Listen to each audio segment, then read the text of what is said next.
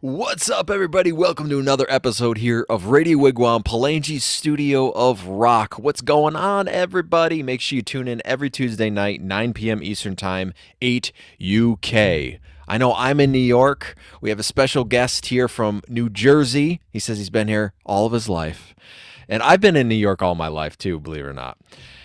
He's been on NBC The Voice. He's a rocker. He's dabbled in a couple of different genres of songs. I hear some country. I hear some other stuff in his music. So, Mr. Manny Cabo, what's going on, everybody? How you doing, man? My man, Frank. Thanks for having me, brother. I'm looking forward to this, man. It's been a crazy week, but this is one of the ones I was like, you know what? This is going to be a lot of fun. It's going to be pretty cool. It's great to have a rocker on the show, let me Thanks, tell you. brother. And listen, on man. The Voice. Yeah, it's if that's a staple, then yes, so be it, man. It was a great journey, but people know me as a rocker. I've been a rocker all my life, but I dabble in so many genres. Being of Hispanic background, Yeah. I was exposed to so many different genres, so you'll see that sprinkled in all my original music, definitely. Well, you have a new song. I hear that in there, too. Who's the chick in the song? It's kind of a duet.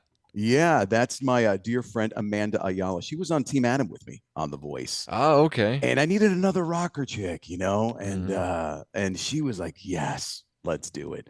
And we came together. We put the song. We did some photos here at the house because I'm a professional editorial photographer. I figure I shoot all my campaigns, so why not just do it? Get out of the way. We shot a little video, posted it up, and it sounded amazing. So I was really happy with the final result, and so was she. Nice. Yeah, it looked great. And I like how all your posts are like posters in a way. Yeah, man. Yeah, you design them all. You know what they say, dude? I got a rep to protect. I got other photographers. If it looks like shit, they're gonna be like, dude, what are you thinking posting that, man? Shooting for magazines and I get a freaking out of focus, blurry, underexposed shot. They're like, it's on purpose, man. No worries. Yeah, that's the card I'll pull, definitely. So what made you? Did you start photography first before music, or? You know what? Another question that I normally get asked, and I think photography came first. Yeah. Okay. I was always introduced to music ever since I was a kid. Of course, my dad was heavily into music. Listening to a lot of Latin music, tango, música del campo, which is like folk music. Steady dose of the Beatles, Motown. So I heard it all. Oh, wow. When I was a young kid. So gratefully I was exposed to that at a young age. And then I guess when I turned like 16 or 17, he was a professional photographer and he was the first one to put a little 35 millimeter camera in my hands. And one day, a quick story, man, you'll love this. I was afraid to touch his stuff. I get this from him. I'm very meticulous. Everything is neat. Everything is dust. You could eat off the floors in my studio, right? Yeah. So one day I grabbed his camera and you don't understand. It was in pristine condition. I grabbed it. I took a shot and I put it on the thing and, it doesn't say anything. We're in the car. We're in Puerto Rico. Comes back. He goes, "Did you touch my camera?" And I was like, no. No. I'm looking backwards. I'm like, what are you talking to me? And it turns out I took a couple of photographs. They came out great. He's like, why didn't you tell me you were into photography? And I'm like, well, I saw you do it. It looked pretty cool. I snapped a couple of shots, and sure enough, my dad was so big-hearted. Next week, he went out and bought me a camera, a Minolta X7. Wow. He's probably like, yes, you finally got into it. Yeah, And that's something cool to share with him. All it took is like a lie. Yes, I could lie for the rest of my and get equipment. No, but all kidding aside, yeah, it was him. But so photography literally came first. But yeah, it's safe to say music was always a part of my life, man. I was born with it. Yeah, man. Especially your background there. I like the microphone. I see some pictures from The Voice, and looks like an island or something in the background there. You know what? I don't even know. I mean, I post stuff there just to keep the engagement, and half the time I'm so flooded with images, because I see like 5 episodes later or 5 images later. I forget what the hell I post. Yeah, that's all right. A lot of people, artists and stuff, were busy, so luckily now we can schedule certain things, which is nice. Sure. There's certain features that aren't available in the scheduling, so I'm always like, I have to do it like right that moment. You do. And it's tough. It's tough because you're like, I got to take out time. Well, you know what? You got to discipline yourself, especially people like you and me. I'm doing tons of podcasts and interviews. So I need to stay organized. And not only that, but compartmentalize your days. You'll be completely lost if you don't. So yeah, I agree with you. Yeah, I know. I was like, we got to switch podcasts here somehow. You're like looking around your whole crew. Meanwhile, you don't even have a crew. Like, what are we doing today? I don't know. That's me. This is my job. I know. We're one-man crews. Exactly. And that's kind of, I knew that there was more to music, than just the the rock and roll kind of stuff. Explain Yeah. as far as the other backgrounds, Mm, the styles. I actually heard there was some rock song, but it had some yeah. country elements to it and some, Mm. I think it was like a banjo and stuff in there. Great question. I appreciate it. I've always appreciated country music. Like I grew up on a steady dose of Waylon Jennings, Merle Haggard, real country, Travis Yeah. Tritt. Yep. So definitely the influences from those artists creeped into my music. And then I went and lived in Nashville for 2 years where I created a great career with photography, made some amazing connections, was Everybody goes there. yeah, and especially I did that strategically speaking right after The Voice. I mean, I got to perform at Nissan Stadium, Bridgestone Arena. One of my dear friends is Rich Redmond, who's Jason Aldean's drummer. Um, Yeah. Yep. yeah, all these cats Rich that is a cool dude. I followed him for a lot of yeah, years. He actually his energy. declined to be on this show, so I'm putting you out there, Rich. Yeah, Maybe he definitely. was busy. Yeah, right. Put the Yeah. energy out there. I stayed over his house for like a week when I first got to. He's like, "Yeah, dude, you got to come down here." I went to a lot of his drum clinics, made friends with tons of drummers because I was a drummer for 10 years. So, I Oh, made a okay. vibe with the drumming community. Do you still drum? Yeah, I do occasionally, and Okay. believe it or not, that has significantly helped me be a better vocalist because I could sing a song and then slow the beat, sing faster than the beat, Yeah, you know where to timing. place everything. Exactly, Yep. exactly. You know how to drag a line, sustain it a little bit earlier, showing it so. And being in Nashville exposed me to that element. And so I'm like, you know what? Not being a poser or anything, because I own it. I'm like, guys, I am no country artist. I just love the country aspect. I love the instrumentation. I love the Yeah. storytelling. I got to write with some of the best songwriters out there. And I'm like, you know what? I'm going to write some songs with a little country love in it, man. And you did. And Yeah. so you could hear it. Because the one song I heard, it was a rock song, but also it had a Yeah. country element to it. I Yeah. guess the best way to describe Yeah. it. The Did you next one I have release was is going to have Rich some good. drumming on your songs too, or No, I reached out to him for this last song. Unfortunately, we couldn't connect because he was on tour with Jason, of course. oh yeah, yeah, And yeah, he was going to lay tracks on my previous song, Take You Home Tonight. But yep, I'll get him on there soon. He's like, whatever you're ready, bro. But make sure you call me when I'm not touring, bro. But he's yeah. always touring. He's always doing something, a He's drum always clinic. busy. Those Yeah, guys. he really Yep. is. He really Who is. have you worked with in the studio? Let's name drop some people. It's Name okay. dropped. Oh my God. I mean, most of my work that I've done with Earl Cohen here in Jersey, he's worked with everybody from Katy Perry, Mark Anthony, Jennifer Lopez, all these cats. And I just think I never got caught up with that stuff. Even as a photographer, I used to run Fifth and Sunset Studios in Manhattan where I met like 1,000 celebrities. I got wine for Bill Murray. I talked taxes with Harrison Ford. Like these are the people I had conversations with, but I never got starstruck because I was born in a household where we stayed humble. We were just grateful to encounter people, and they're just like us. And believe it or not, they just want to be chill, man. They want to be called. Yeah, They yeah, don't want special treatment. yeah. Contrary to popular belief, talking to Al Pacino is like, just call me out. Just call me out. Yeah, because if you Yo, call yo, Mr. Pacino, Scarface. Yo, yeah, I made cappuccino come for on, for man. exactly. But with respect to my music, I've got to work with some incredible people. Vocal coaches, Deborah Bird, who coached Daughtry, who coached Katy Perry, who coached what you call it, what's her I face, can hear Jennifer some Hudson. Daughtry in your voice too. Some Yeah, David Cook. Some exactly. And she coached all of them. And you know what's funny? She had nicknames for all of them. And she okay. and she called me, you know what you are, Manny, this season? You're going to be my sleeper. Because I didn't want to go on the show.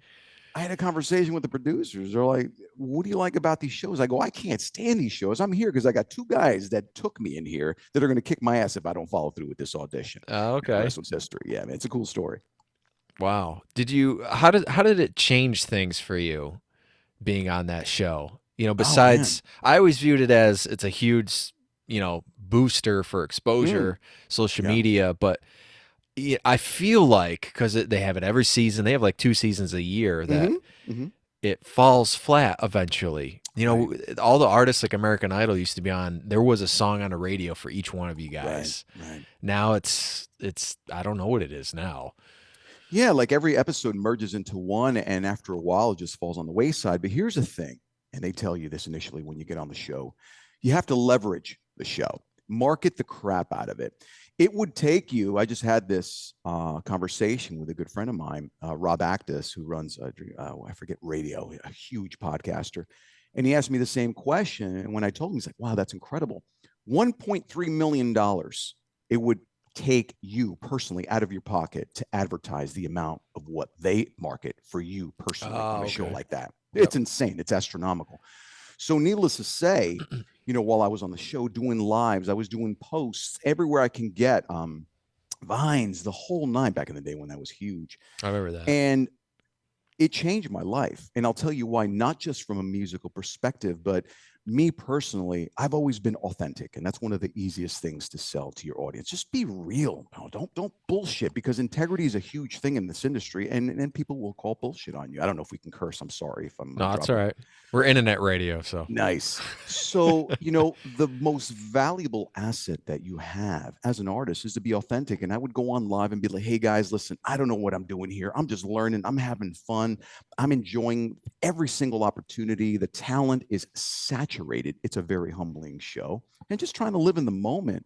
So definitely in response to your question, and I know that was a little long-winded, but it changed my life in every aspect, because people not only got to understand the artist, they got to understand the individual behind the artist. Yeah. Yep.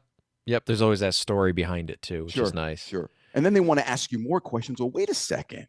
That came out of nowhere. And I saw that you saw my last post. And one of the impetuses behind me going on the show, so many people quit on their dreams, Frankie, bro. They really, really do. And I'm older. Yeah, I may not look my age because I take care of myself. I meditate. Yeah, I seen the outline. I was like, I didn't know that. Yeah. You see what I'm saying? And people are like, are you serious? I didn't start music until in my late 30s. So people are under the stigma. They create these limiting beliefs that, wow, man, I'm past 20. I'm past the prime. I can't do that. Dude, that's bullshit. You are what you think about. You are the energy that you embrace. Yeah. If you believe you suck, guess what? You suck. If you believe you're the next best thing since, I don't know, pick an artist like Chris Cornell, rest in peace, then you're going to be the next Chris Cornell. And I know that a lot of people think that's woo-woo, but it's not, man. It really isn't. It's what you put out that you're going to get back. If you think the world sucks, guess what? The world's going to tell you it sucks. If you think the world's a great place, if you think you're going to make some people happy, if you're going to make some great connections like yourself, I didn't know I was going to meet you. It turns out that we have a mutual fan or a friend. She's like, you guys got to get together. And I'm like, if you think we're going to make a great mix, then let's do it. Reached out to you, reached out to me. Here we are. But you got to do the work. You got to be approachable. If I was a douche, you'd be like, I'm not going to put this guy in my show. Right? Come on. I mean, seriously. Yeah. Yep.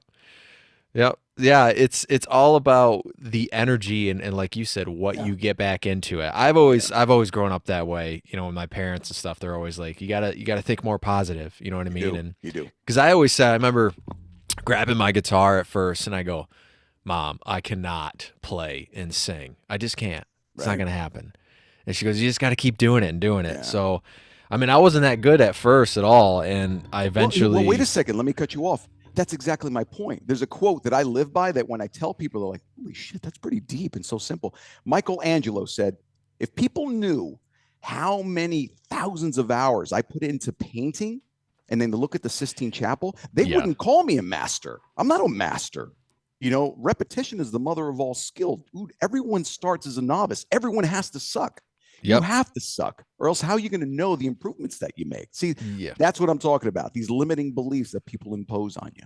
Yeah. Yep. Some of that is just the media out there too. You know what I mean? Yeah. I think about that too. I'm like, okay, the age I'm at, the age I started, where's rock music going? There's all these questions going around, and I'm like, should I try another single? Should bother?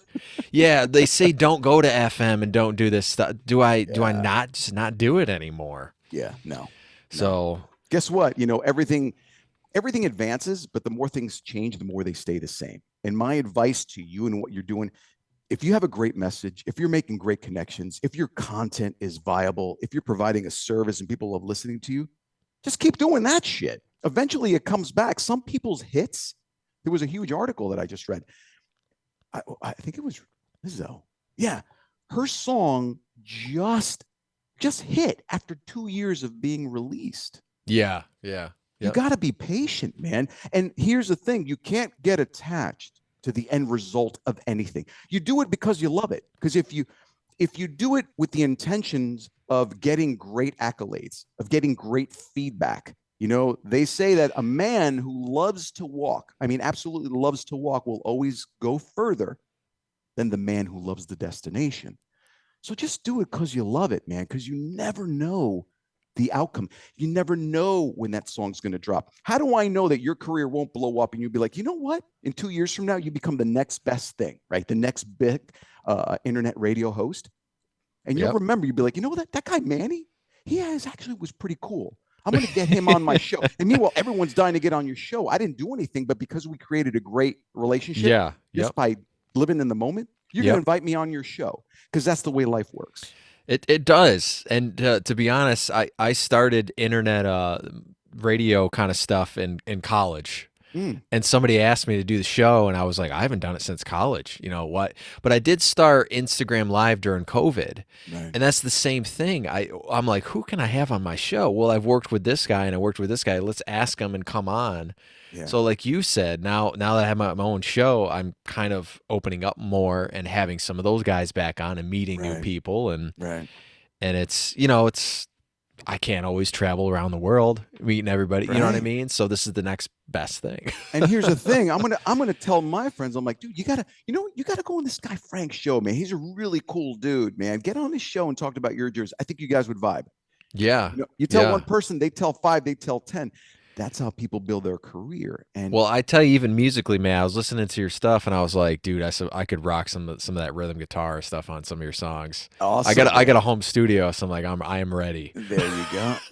I noticed the background, man. I'm cool. like, dude, I'm in like, I feel like I wish that Web3 would allow us to just jump into front and be like, okay, cool. Oh, I love this couch, bro. This is really, really nice. You know, that would be cool. You can't see all the good stuff. It's all here, all the speakers and the gadgets and things. Right, you know? of course. I get but it. You ever dabbled in that with any of your own mixing or recording and that kind of stuff? Dude, I do my own record. Every single piece of vocals that I do that you hear, harmonies, whatever, call and answers, you name it, I do it all here. And you can't see it off to the side. I have my own professional vocal booth off to the side where I do all my voiceovers. Nice. What kind of mic do you use? I use a Neumann. Gear. Neumann TLM 102. Yeah, that's my go-to mic. Okay. Always have. You know, for some reason I've tried them all, but that's the mic that for some reason, I don't know, it receives me the best. And Earl, working with him on so many, and he's like, dude, the microphone loves your voice. But for me, which is really humbling when you get a 4-time Grammy award-winning guy telling you that, right? You can hear it when you talk. But you have a high singing voice too, but you also have like a bass register. Yeah. And a lot of people that sing high, they don't have that. You know, it's even weird when they talk, you know what I mean? Hi, Yeah, how it's you doing, weird. guys? You know. Yeah. Like everyone would compare me to David Coverdale. Coincidence? Maybe, I don't know. Or like a Jeff Tate, because when you hear them doing interviews, you know, you get Jeff Tate, all that, but then he talks like this. Your rosary wrapped around, you know. So I was pretty fortunate to develop my voice young, and you know, I was blessed with a voice. I don't have the best voice, but I just leverage what I have. You know, I do the work. You know, I take lessons. I think we all say that as singers. I don't have the best voice. You have a killer voice. Thank you, man. I appreciate that. I just do the best I can, bro. At the end of the day, I just try to deliver the best possible vocals with the tool that I have. That's it, man. That's my secret, you know? Yeah. Yep. I have the view of what's best for the song. Yeah. Sometimes, and it's not really what you're singing, and even guitar parts. I'm like, I started off with more of a complicated guitar part. It sounded and felt great. You know what I mean? It shows off your skills. Sure. And you listen back, and you're like, that sounds really muddy. Yeah. You know what I mean? Was I thinking? Doesn't work. So well, then, I had a great. Go ahead. I'll let you finish. I was gonna say, then you simplify it, and then you're like, wow, that really opens things up. So I don't know if that is the key a lot of times, you know, all of our favorite bands. Less is always more. You know, less will always be more. I had this conversation with Lara Chapman on my show, and she's one of the top vocal coaches out there. And we talked about how people love to over embellish and they feel forced, you know, well, I got to sing it up here in the key of W and this needs to be this. I'm like, not at all. And we made the analogy with Bob Dylan. You know, either you love Bob Dylan or you hate him. I can't stand Bob Dylan. Or Willie Nelson, kind of the same thing. Willie, it's not my style, but you got to respect what they've done. They're incredible artists in their own right. And you think they're worried about me going, hey, you know what, Willie, you got to work on your pitch. They don't care, dude. They don't need to because they've developed their own style. Because they were real. Originality. That's what you got to focus on. Yep.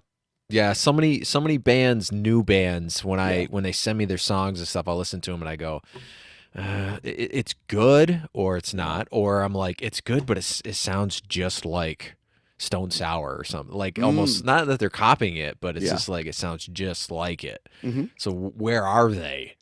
You know, I do like bands that sound like other bands if it's done really well. Yeah. There you can get away with it, like Greta Van Fleet, and there's some other Mm. ones out there, but they have an original spin to everything Sure too. they do. Sure So they it's do. not just like they're Led Zeppelin, they're seven, whatever it is. Right. Right. Right. Right. So yeah, it's great. Who are some of your musical you know metal gods out there? Let's say. Wow, that's tough to unpack, man. That's a loaded question right there. But I would have to say AC/DC because of their longevity and consistency.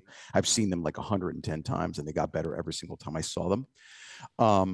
Chris Cornell because of his vocal Yeah. dominance, his brilliance, and I think first and foremost the Beatles. The Beatles were my biggest influence of all time. First of all, I'm a big John Lennon fan because of his message about love and peace, and I'm all Yep. about success stories. I don't care how much money you make. I don't care how influential you are. Are you a good person? Are you offering some great, great service to the world? Are you making the world a better place? So, musically, definitely those three. From a Latin perspective, I grew up on a steady dose of Julio Iglesias, Mario Busto, which is like tango stuff from Argentina. Man, there's so many. I really can't pinpoint one, but if I had to choose one above all, principally, it would have to be the Beatles. They were just all over the map, Okay. and they weren't afraid. Granted, George Martin had a lot to do with this, but they weren't afraid to experiment. They didn't care. They were the Beatles. They were the Yeah. ones that Yep. set the standards. And Well, they made Abbey Road Studio, and they actually yeah, live there. I didn't know that crazy. they lived there for like 3 or 4 years Yeah, man, too. And I'm like, you have that much time, no doubt. out of boredom, you're gonna Right. experiment. I got a photograph taken at Abbey, which I won an award for, and I am so proud of that. Not even because of the composition that I took it, but because I got to be in Abbey Studios. I was right there, I've and I heard was like a about it. little Yeah. kid in this nostalgia, man. It was brilliant. Yeah, I heard they started like showing movies and stuff in there too, and I was like, they had performances. One of the huge yeah, rooms. I think the yeah. rooms that they recorded the Beatles stuff, and I was like, Yeah, I just that saw would be Sam cool. Smith perform there. Sam Smith's brilliant. Definitely, I love Sam. It's not my style, very R&B, very falsetto, but I love Yeah. his songs. I like cover a couple of his stuff, and it sounded absolutely epic. I don't know what it is. I guess it's the legacy of the Beatles magic that just lingers in that Yep. room. But Yep. you could be garbage and you walk and be like, oh, it sound like the angels have They're just like, sprouted. we don't even want to repaint the walls, they said, Exactly. because they Don't just breathe. don't know. Right. Exactly, man. And I didn't Exactly. know it too. They went bankrupt or something at one point, and half the stuff went to Paul McCartney. That And makes sense. and I I was didn't read that. I'm not a historian like that, yeah, I but didn't man, know. I watched this whole documentary on it too. It was wow, pretty cool. It might wow, be on wow. Disney Plus if you check it out. I did. You know what? I did see that. Maybe I skipped over it. You know what I do? Because I go on cardio, I get on my bike, and I could only watch music documentaries. That's a little, Oh, okay, it's a yeah, little, fun fact. I can't yeah. watch anything but That one's music more like you want documentaries. to sit down and kind of just focus Right, on it. right, right, right. Yep. I haven't seen the Beatles one yet too. I want to see that one, but 8 days a week. That was great. I yep. watched them all. They're I, all amazing. I have to be in the mood to watch Beatles stuff. I'm not the hugest Beatles fan. I do like John Lennon's solo stuff better, Right. I think, than the Beatles. I respect that. Yeah. I know what they've done, like you said. I respect everything they've made and done, and I lean more Yeah. towards Elvis and Johnny Cash and Yeah. that kind of stuff. And Yeah. See, and I'm the total polar opposite. But as an artist, I'm like, dude, Elvis was a king. yeah, And I just watch so many, again, across the map. I'm like all over the place. yeah, I just love documentaries because you get to empathize with them. You get to understand that, wait a second, these are emotional creatures just like me. yep, Nina Simone, an incredible story, talking about the Panthers and the Black Revolution and inequality. These backstories define the artistry. You know what I'm yeah, saying? And yeah, they're beautiful. They're beautiful what's the word I'm looking for? They disclose the true background of an artist, and then you realize why they were in such pain, why they wrote these epic songs, because they were real. Nobody writes happy songs that are like Grammy award-winning songs. People write the best when they're in pain, when there's Yeah. adversity, when there's uncertainty. You know, Van Gogh. Maybe That's why. Bruno Mars does. Yeah, and he's mastered that, man. So Yeah, I get a wicked Michael Jackson vibe from that guy every time I hear him. yeah, I do. Even He's though brilliant. he He's doesn't just a really brilliant sound like artist. him, but I'm just like, you know. Yeah, he's a brilliant artist. He really is so talented. So my favorite song I've heard from you so far is Breakaway. Mm, Um I don't know why. It's just got that nice melodic mix and rock, yeah. pretty much. You know, when you say like that song rocks, pretty much sums it up. Well, listen, you and another billion people would be amazing. But yeah, that's a song I co-wrote. Oh my God, that song has been on the shelf for close to 15 years, brother. And Okay. I don't rush greatness. I really, really don't. And not that it's greatness, but I mean, it's just a term that I use when you just have to be patient. When the timing is right, you release a song. And that song was written by myself and my dear friend Scott. We wrote that song in like 10 minutes. We just sat in a room. We were waiting to practice. Some of the guys were late, which used to drive me nuts. And we just sat there and I'm like, dude, I love what you're playing. I love what you're playing. You've had these moments. I know you've had these epiphanies, right? And for some reason, I happened to have a writing utensil with me. And I was just writing, we're fading away. Na, na, na, na. And I remember being stuck in this one part. And it just came to me when we hit the bridge. And here, sure enough, like what, 16 years later, we released it. It got a Grammy consideration. Um, and it's Man. definitely one of those songs where I'm like, wow, the fanfare behind the song was so humbling, because they're like, this should be played on every major radio station. You should be on tour with Three Doors Down, Stain, Cold, Yeah. Daughtry. Yeah. Right? Yeah. I think I like it because it's more of what I listen to. And I was Right. like, It's that's commercial that rock. pocket. Yeah, it's commercial rock, and that was the intent. I love radio-friendly, radio-ready songs, you know. And I don't know if it sounds pretentious or not, but I've created the tenure in my life that I could say that. I like writing hits. Get to the point, don't bore us, get to the chorus, you know, quick, not like a template-oriented type of song, but I know what people like. And I've been accustomed to just writing a great song with a great story, end of story. You know what I'm saying? Yep. That's Very, it. very commercial. Yeah, very. Yeah. And call me a sellout, I don't care. But if I sell out arenas, Metallica said it best. We're all sellouts. We sell out every single time that we perform. I will gladly take that because I don't give two shits what the critics say. Do you have a band now that you play out with? Different guys, You or know, the same guys for years? yeah, man, I call whoever I want. You know, it's never the same amount of guys, because obviously nowadays you have to have multiple sources of income. So a lot of these guys are busy. Yeah. And I learned this being in Nashville. These guys can read off, you know, the number system. They just take your music. They're like, yeah, what is it? In one or in two? Boom, done. We perform, get out of it, you know? Yeah. And so, yeah, I have two steady, consistent guitar players that I use for my acoustic shows, which I have another show coming up. And then for my band purposes, for big shows, I just call whoever's available, and they know my material. So it's awesome. That's great. That's man. cool. What do you like better? Do you like acoustic stuff better, or the band You know what? stuff? I would have to say acoustic, and I'll tell you why. I'm a romantic, man, and I love the intimate audiences. I love sitting down, breaking everything apart, and just having some good heartfelt dialogue. Like if you're in the audience, hey, you know what's going on? I got my buddy Frank in here. This song's for you, man. We talked about this on your show. Everyone go follow Frank, you know, and they're like, you know, just the intimate crowd. Yeah. You can just really be chill, and people can identify with you more as the artist. Yeah. You know? Yep. Correct me if I'm wrong. I mean, that's just my sentiment. I love it. I agree. The only thing is I love playing electric guitar better. I would play electric guitar forever and never pick up an acoustic again. Yeah. But because, you know, I sang, I'm like, oh, I got to do acoustic gigs. So if I said, you know what, hey, Frank, I got a gig at Madison Square Garden. You want to play guitar for me? Want to play rhythm? You wouldn't have any opposition, right? No, I have all the time in the world. Exactly. Or I'd be like, I'd open up for you acoustic, man. I don't, you know. Oh, I see what you're doing there. But it's okay if you're opening, then you'll do an acoustic show. Okay, yeah.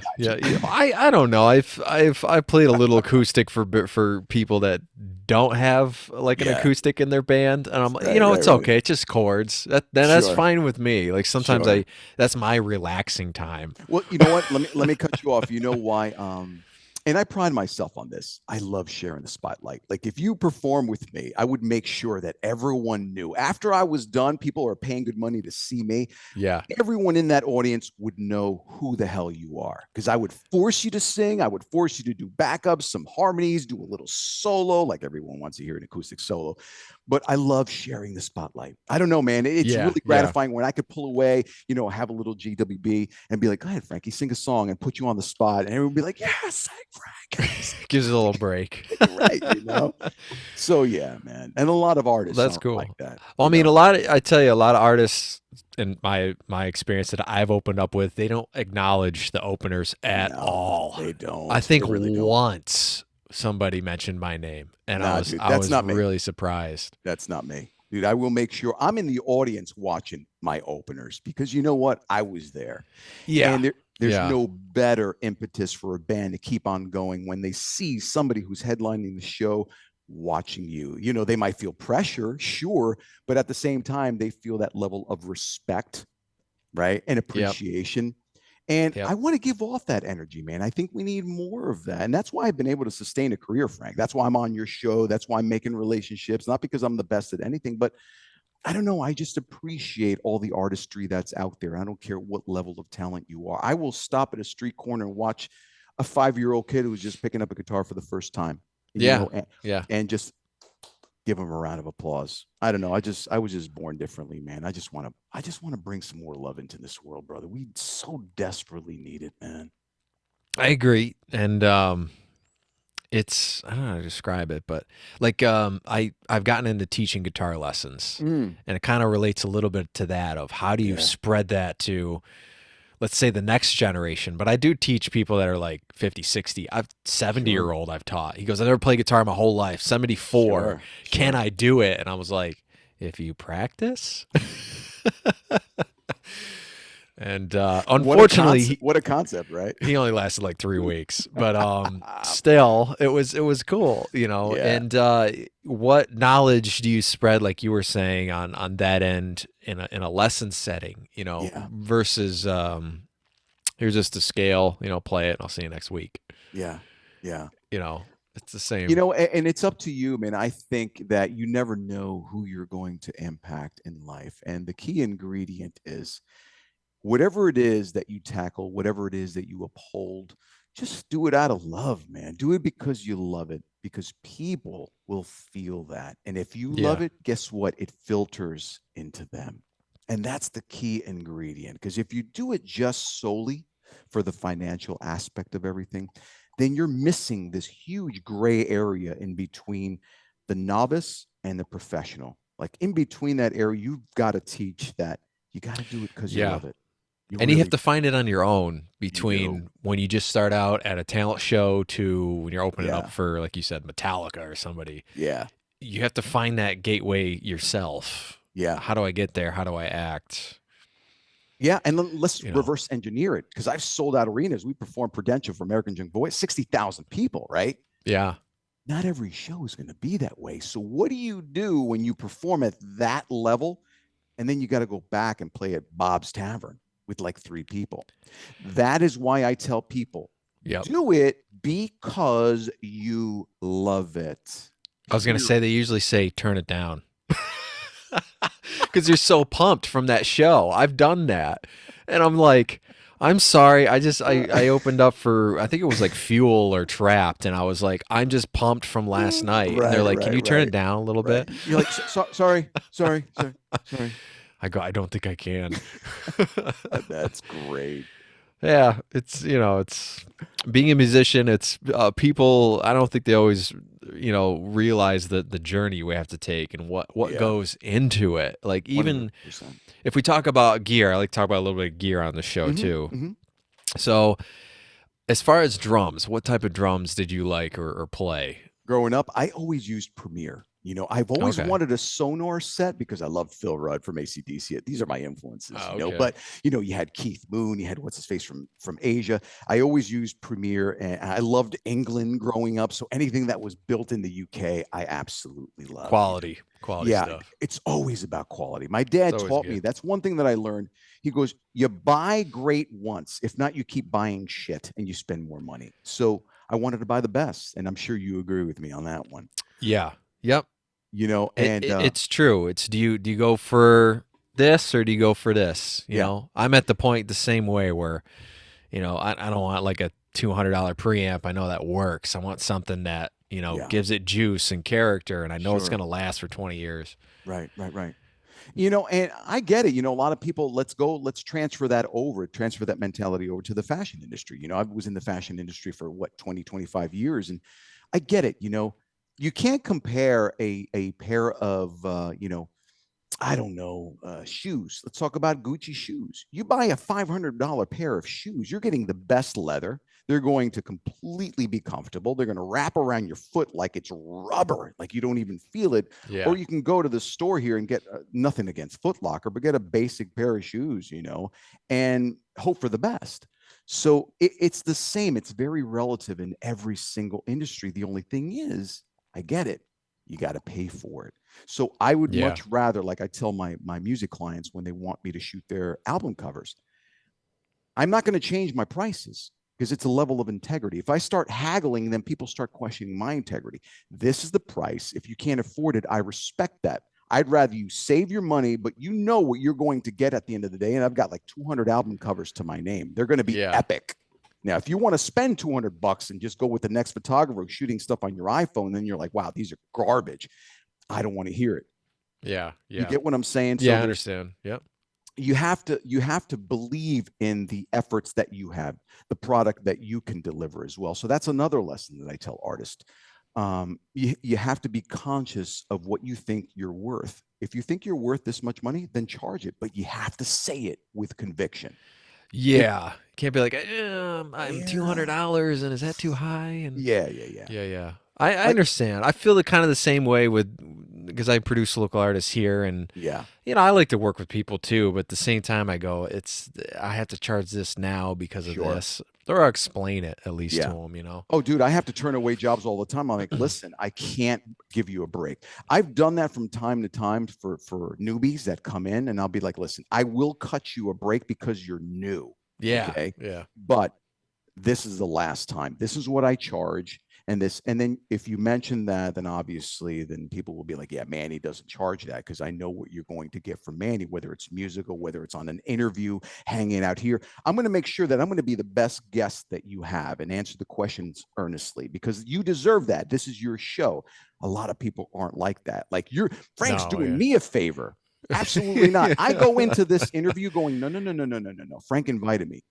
I'm doing a service for Frank. Well, I So you know a got to lot of my fans will like your music too, Thanks, so man. Thanks. we Well, crossed, we crossed there, yeah, and that's man. how we met. So Yeah. obviously it works. Right, right, right, That's right. how it Exactly. works a lot of times. They're just like, "Hey man, check this out." And I'm glad we got together too. So, yeah, I don't know if you want to talk about you getting some vocal surgery coming up. No, dude, I just had surgery, man. I had this little umbilical hernia that I've been putting off for like, I don't know, 2 years. Oh, It okay. happened during Hurricane Ida. For those of you who don't know, I lost my dad to COVID. That was the first Oh, whammy that I damn. got. And then Hurricane Ida washed away $80,000, my entire livelihood, every bit of my photography, podcasting, music equipment gone in less than 4 hours. So I've been rebuilding since then. So lifting furniture, lifting washing machines, I think that's when it happened. So I've been putting it off. And I had Oh, about okay. 4 weeks of a little bit of downtime. So I said, you know what? Let me get this surgery. It's like a quick outpatient, but it hurts like, dude, I don't even want to talk about it.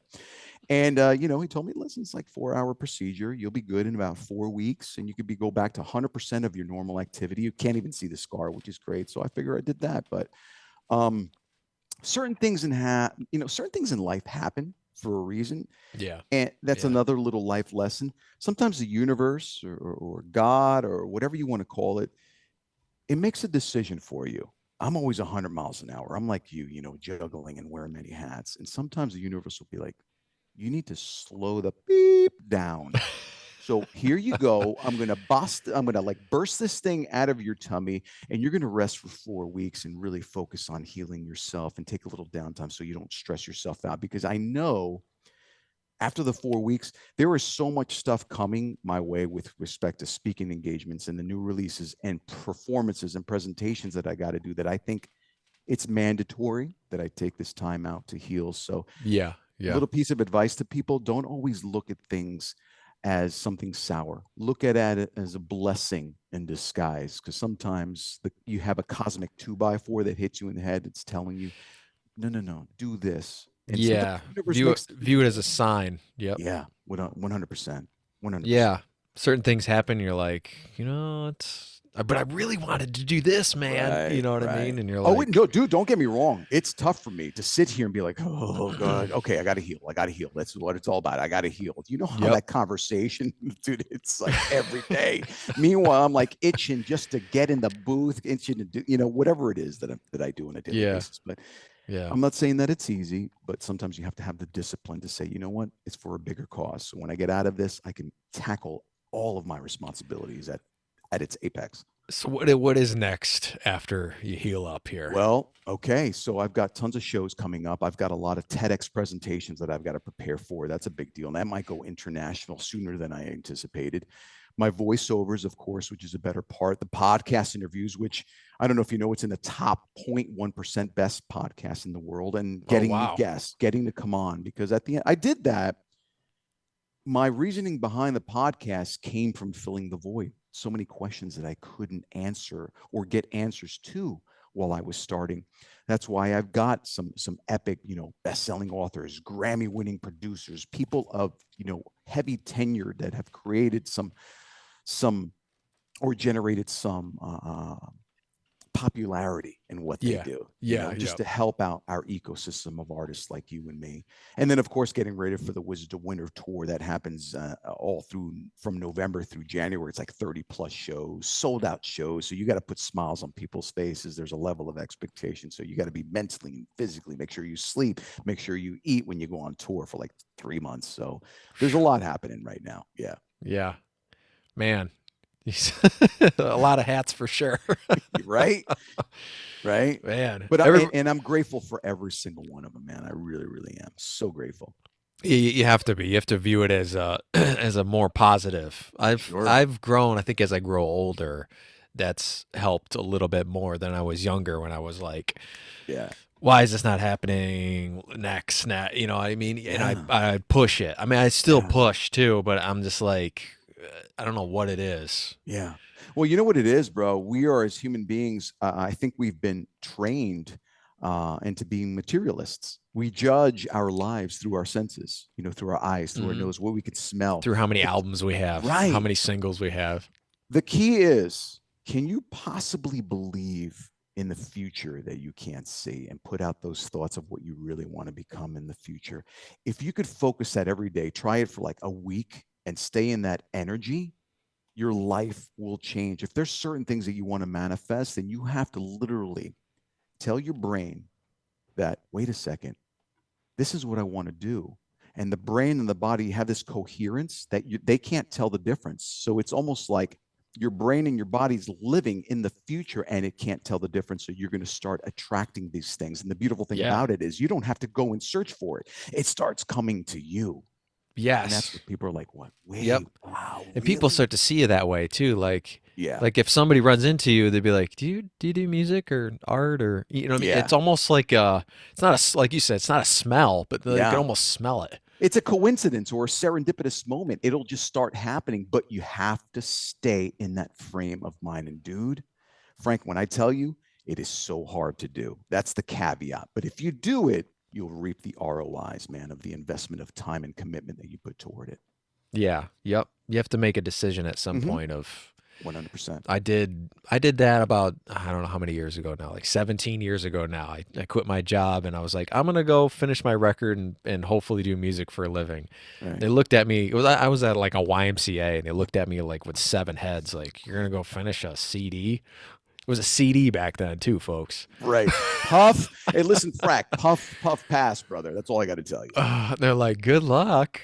But I tell you, if I wouldn't have did that, it led me to go to Nashville to do my first release project. Well, I don't know if you remember Day of Fire, Full Devil Jacket, Josh You know, Brown, Christian rock bands. I don't, man. I don't. They I'm not in that sector, but I'm sure it was absolutely epic. Obviously, evidenced by you're still doing it today, so you must have done something right.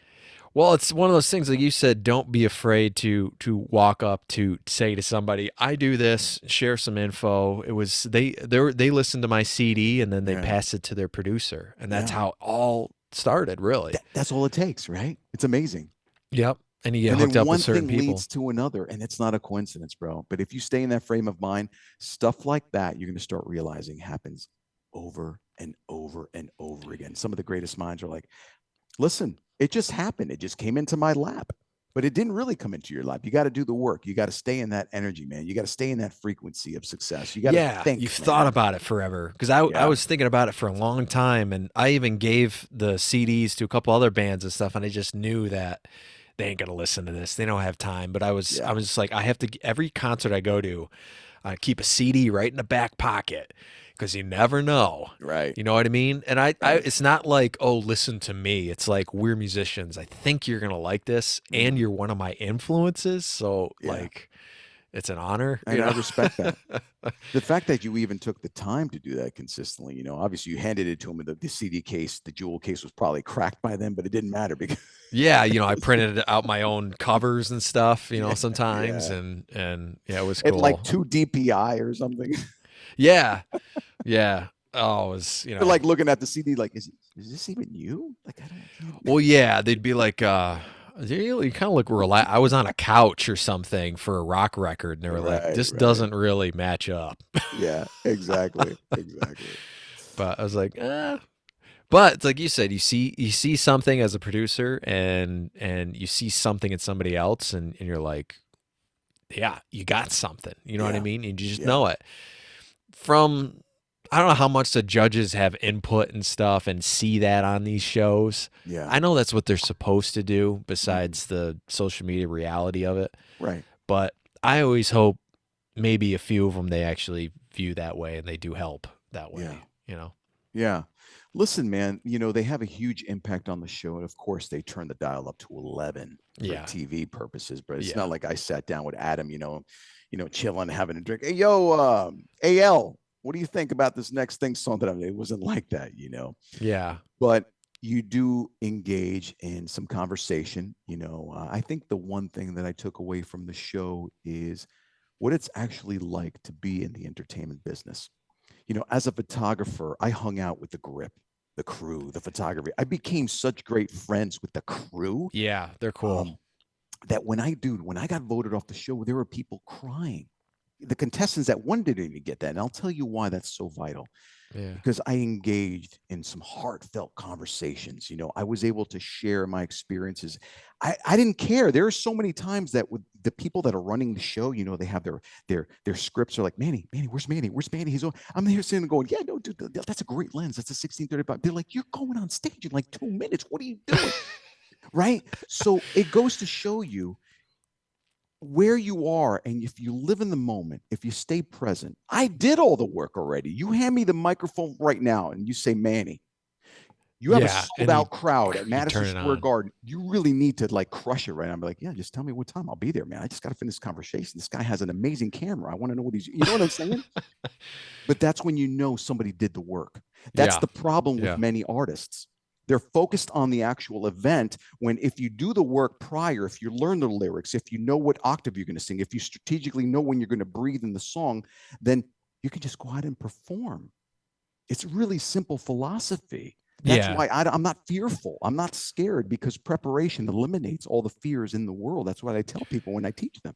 Would you say detach it from your practice? You Yeah, know what I mean? 100%. You don't need it. Don't say this is like the end of your practice round. You know what I Right. mean? It's No. no. This is it. You know what I Yeah. mean? 100%. Like the brain can't tell whether you're excited or scared. So that's up to you. If you're scared, Let me tell you, if you're scared, I don't care the size of the audience, Frank. If you're scared, then you're coming from a place of ego. If you're excited, then you're coming from a place of service. So you need to be excited and tell your brain, dude, I'm so fired up to get on stage, because guess what? That means you're going to put out an amazing performance for them, not for you. Yep. You see the difference? And that changes the whole vibe of the performance. When I perform, I know what I'm doing. This is what I do. It's old hat. I go out for them. They paid great money. They want to walk away. And I do it because I love it. So you combine those elements and you're going to deliver an amazing performance in most cases. Yep. I agree. That's it, dude. That's the philosophy. Words of wisdom here on Radio Wigwam. Thanks for tuning in, everybody. Manny, any last words you'd like to leave for, let's say, up and coming artists out there? Yeah, I would actually say, make sure that whatever it is that you do, whether it's becoming an engineer, whether it's becoming a vocalist, playing guitar, being a radio personality, make sure you do it because you love it. That's it. That's all I'm going to say. If you do it because you love it and you put in the work, then it's never going to feel like work.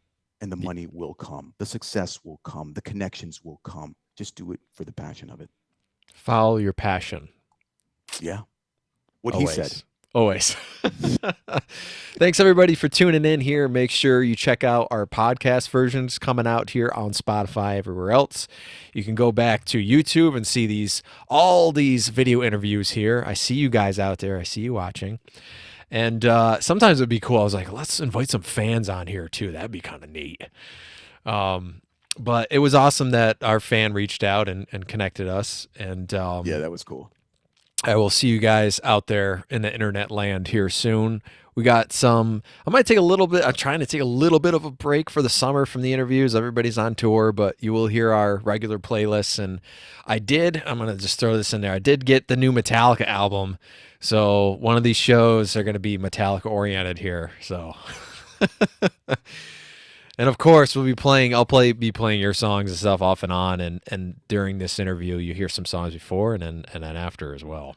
Awesome. I think Breakaway is definitely going to be probably the first one I put on there. Whatever you want, dude. It's your show. I have no. Just to be sometimes they tell you what to play and all that kind of stuff, and I'm like, this is internet radio, man. I'm not on FM. Yeah.